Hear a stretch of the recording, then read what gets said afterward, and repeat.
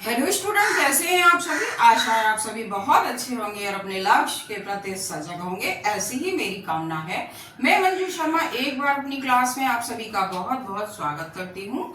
तो प्यारे बच्चों, आज मैं आप लोगों के लिए विषय हिंदी क्लास 12 के प्यारे प्यारे छात्रों के लिए आपकी काव्यांजलि से हरिऔध जी का साहित्यिक परिचय लेकर आई हूँ, जिसके अंतर्गत आप पवन दूत का पढ़ेंगे। तो आइए चलिए शुरू करते हैं।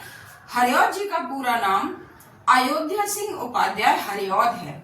तो आइए चलिए शुरू करें।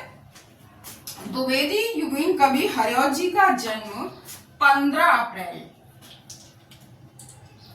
कब 15 अप्रैल सन 1865 ईस्वी में आजमगढ़ के निजामाबाद में हुआ था।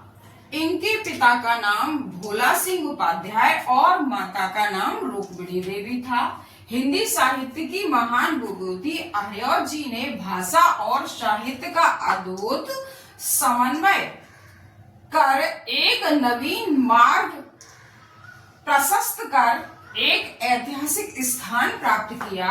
हरिऔध जी कवि सम्राट तथा साहित्य वाचस्पति की उपाधि से सम्मानित हुए और साथ ही इनका जो महाकाव्य है प्रिय प्रवास, इसके लिए आपको मंगला प्रसाद पारितोषिक मिला या सम्मानित किया गया। आपने ब्रज भाषा और खड़ी बोली का अपनी रचनाओं में प्रयोग किया तथा शैली प्रबंध और मुक्तक का प्रयोग किया।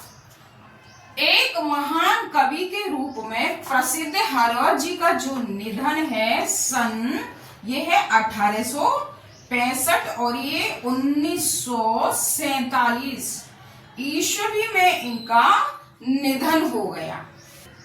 6 मार्च 1947 को निधन हो गया, यानी परलोक से बाहर गए। अब देखिए डेट ऑफ बर्थ आप कैसे याद करेंगे। ये तो 1865 है और ये 1947 है।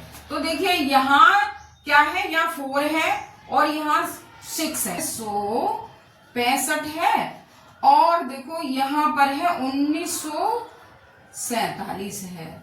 तो आपको क्या कैसे याद रखना है, यहाँ पे -2 और यहाँ पर क्या करना है +2, यानी 6 में आपने 6 में से 2 घटाया तो क्या आ गया 4 आ गया और 5 में 2 जोड़ा तो 7 आ गया। ऐसी थोड़ी ट्रिक लगाकर आप याद करेंगे तो निश्चित रूप से आपको डेट याद हो जाएगी। तो ये तो साहित्यिक परिचय है।